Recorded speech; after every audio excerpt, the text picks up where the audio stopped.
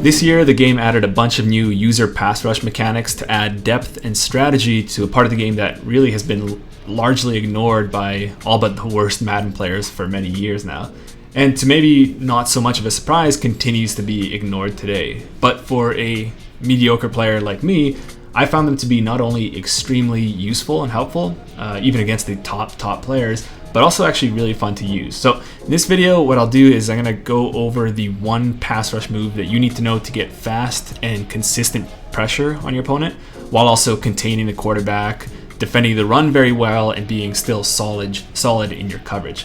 Now, to be honest, if it's left alone, like if your opponent isn't adjusting, it is really extremely effective. But once these smarter players adjust to it, it opens up some strategy that you've never really had to think about before. And, at least for me, has made playing defense actually much more interesting, especially against good players, and has allowed me to just make short work of bad players and finish those bad games off really quickly. So yeah, we'll go over the technique basics in this video, so all the stuff that you need to know to get up and running already immediately. And then I'll do another video later on, hopefully not too much later, on some of the possible counters that you'll see and the things that you can do off of that to get even more pressure in some ways.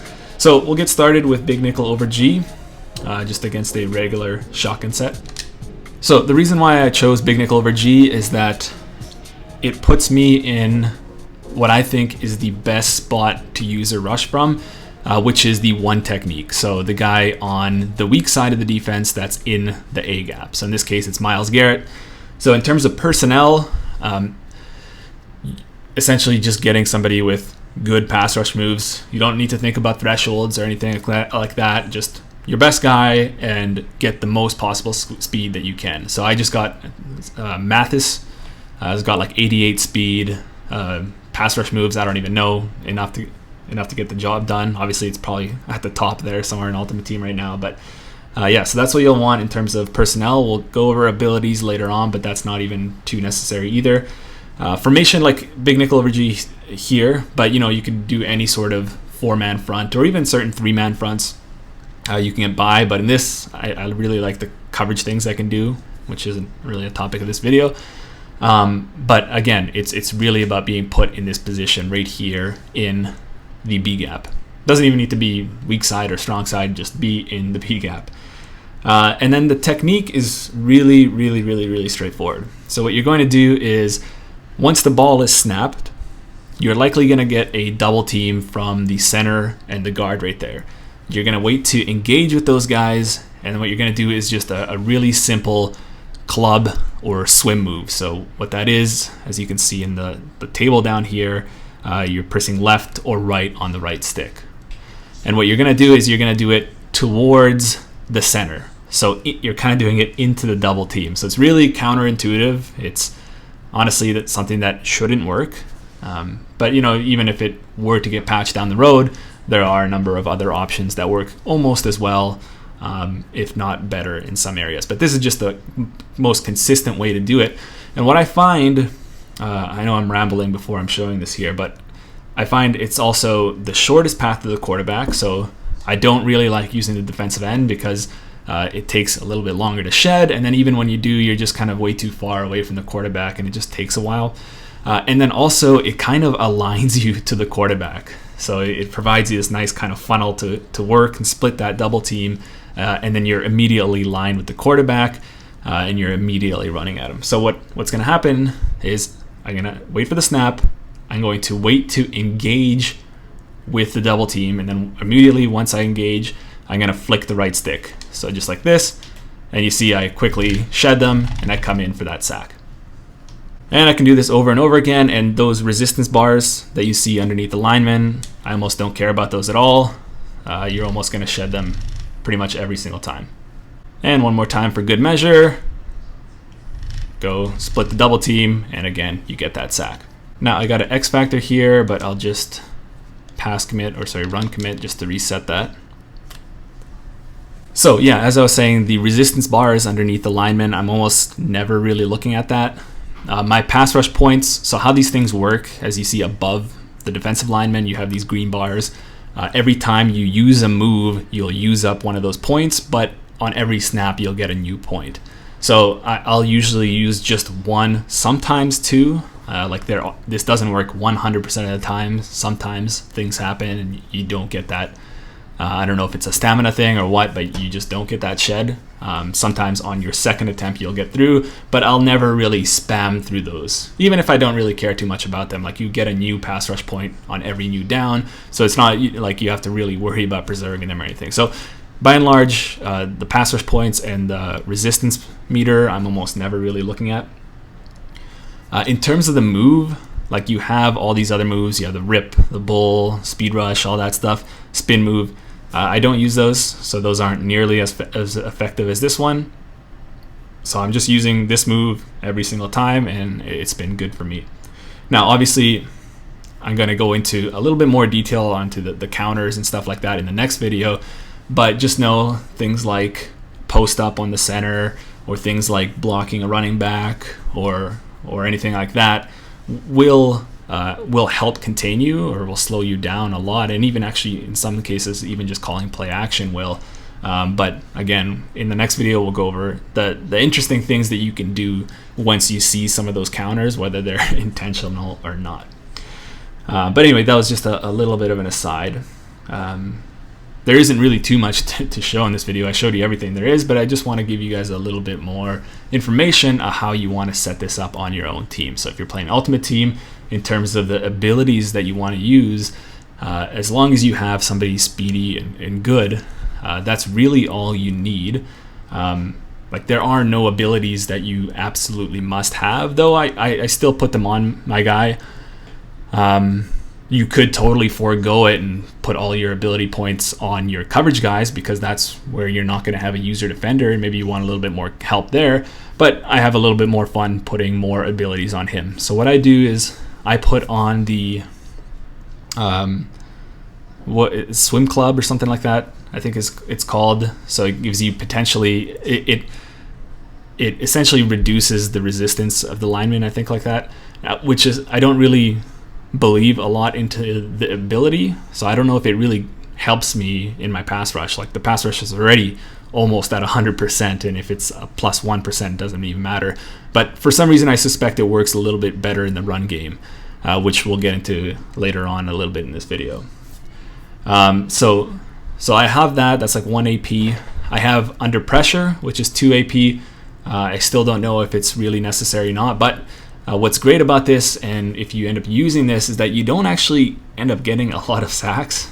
Like, you might get 1 or 2 a game, but the big thing that you're doing is you're getting constant pressure on your opponent.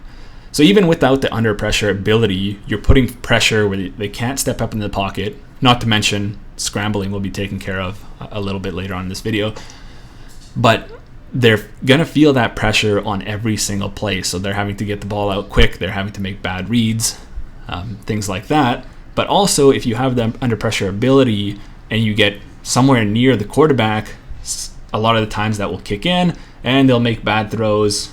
I've noticed that bad under pressure throws a lot of the times, like most of the times, get dropped by your guys. So it doesn't actually end up resulting in a lot of picks. But what I find a lot, like say on third down, a key fourth down or something, somebody would have like a crosser free or something like that, or a post free. And since that route took a while to develop, and I've already split my double team and I've made a little bit of progress towards the quarterback, and even though I didn't make the sack, that under pressure kicked in, and then the throw was wildly inaccurate. So this isn't all about getting the sacks. It's putting pressure on the quarterback. It's a better run game. It's a better contained game, as we'll see in a little bit as well. And the other thing is, and this is something that I'm kind of off and on, is strip specialist. So strip specialist is 1 AP, so really, really cheap. But you need 90 tackle, I believe. So that Mathis has, 88 elite speed, elite pass rush moves, and he gets that 90 tackle, so you can throw the strip specialist on him as well. So that has a lot of potential. So right here, if we run this again and I go ahead and strip, you'll see I just take the ball right out of the quarterback's hand. And I can do this really just almost over and over again. I split these guys, I come in, and I just take the ball right out of his hands. So that's almost worth it in general. Like, it's so funny to see. Like, it doesn't happen too often. I'll get into shortly why. But when it happens, and I've had a few in the end zone too, where you're just taking it right out of the quarterback's hand. It's like, because people aren't expecting it, right? They've never seen that animation before. Let me just go into instant replay here, where you're coming, they're looking at open receivers, trying to get the ball out, so they don't get the sack. And usually, what you would expect is that they would strip it and the ball would fall down, and maybe they still have a chance for one of their linemen to pick up on it, like when the center and the guard here are chasing it. But you're just taking it right out, and there you go, it's your ball. But this kind of goes back to what I was saying earlier, is that you don't actually end up getting to the quarterback too often. Again, like once or twice. If it's someone really bad, it'll be multiple times a game. But even if you do, what I find is that although in practice mode it's like 100%, it's not as consistent online. And the reason why I think is that if they're just a statue standing there, like they were here, I wasn't touching Breeze, then it's going to be a strip 100% of the time. But usually people are trying to kind of run away from you a little bit or moving around in the pocket, and because of that, you don't usually get a good angle on them, and then because of that, you're not able to get that strip. And by the way, for strip, what I'm doing is I'm just pressing R1 when I get to the quarterback.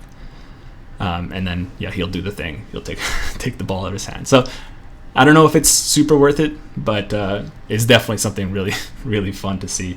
The other thing you might want to watch out for is that you do end up getting some roughing the passer calls. And they're totally random, it seems. Like, I'm not diving at the quarterback or anything like that, but sometimes, even though it seems like I hit him right as he's throwing, I'll get a random roughing the passer, and that's 15 yards. But I would say that's much rarer than all the good that's coming out of this. So if it becomes an issue, what you could do is you could potentially, once you shed these guys, click off, and he'll never get roughing the passer, so you could do that if you want. But for me, it's never really gotten to the point where I've had to consider that. Anyway, so that's really a lot of what I want to touch on in terms of the theory behind this stuff and why you'd want to use it, how you'd want to use it.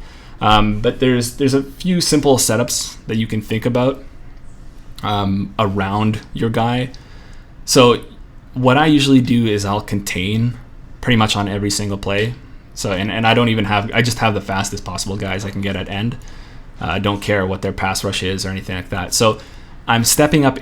I got the rush through the middle of the pocket, and the quarterback can't step up. And then the contains, like in a recent patch, they were really they were fixed. They did a really good job of fixing them, so you can't cut them.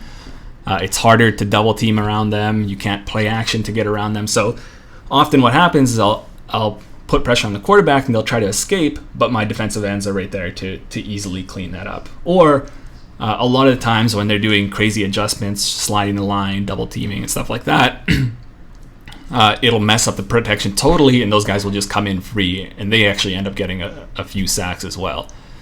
So I'll usually contain those guys on every play. And then if you want also, like this guy's almost a free guy. So you don't have to spy him because you're getting that rush through the middle. So it's extremely hard for them to escape.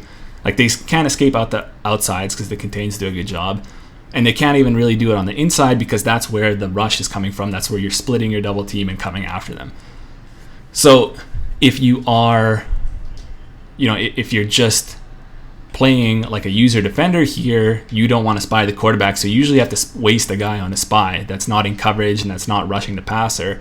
But in this case, you're actually kind of gaining a guy. So you're gaining good contain, you're getting good consistent pass rush, and then, in my opinion, you gain a guy here. So although you lose your root user, you gain kind of a defender. So you could do things like this, where this guy's in a deep third, and now you can also protect the low hole. You can put this guy in a 3-rec, or you can put him on a hook, whatever you want. I usually put him on a 3-rec. And so you're quite sound in your coverage there. And this is usually my 3rd and long, 4th and long call. I'll protect the sticks, and it's just almost impossible to do anything because you have 5 guys on the sticks. You have the corners and the 3 hook zones. You're deep with these guys, so you can't get bombed over the top. You got the good pass rush, and you got the good contain, and there's almost nothing you can do. Now, as a 1st down, 2nd down defense, this isn't really great, and I'll go to some other things, or man coverage or whatever. but this is one good option for you. You can be kind of crazy and drop an 8th guy. I almost never do this, but you'll still be okay because you're only going to engage with 2 guys, so you can still shed those guys and be fine. What I find, just in practice mode, I've never actually done this. If you're dropping everybody into coverage and just rushing yourself, something happens where your rush moves don't kick in. So what I would just in general recommend is keep these guys in contain. Sometimes you could rush this guy if you want. Next video we'll go over situations where we can potentially rush another guy or swap one of the defensive ends with one of the linebackers or the defensive backs to do some really cool things, but by and large it's mostly a 3-man rush that you're going to be doing. Now in terms of the run game, I won't get into too much of it. I'm not going to go into the under center stuff or anything like that, but by and large a lot of it's the same. So if you are the one technique, you're going to get doubled by, again, the guard in the center, and you're usually going to get washed out of the play. Although if you have the swim club or whatever, there's sometimes you can still split that. But what's cool is that the double team sticks on you and they can never really climb to the next level, so your linebackers are able to run a little bit more freely. Or if you want to get into the backfield, you can put yourself in a one tech. So whether that's flipping the play or picking a 3-down front or something like that, or even depending on what you're in, you can just shift your guys over. Now I'm not in a 3-tech here. I'm head up on the tackle, but what I want is a single team on the guard. And so when they do that, I can swim him and get a tackle in the backfield. And pass rush isn't even so bad over there. So in this case, I'm one-on-one.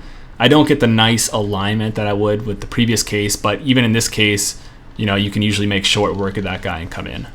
Now, Andres Pete isn't the best pass protector, but as long as they don't have abilities, they're not going to be doing anything against you.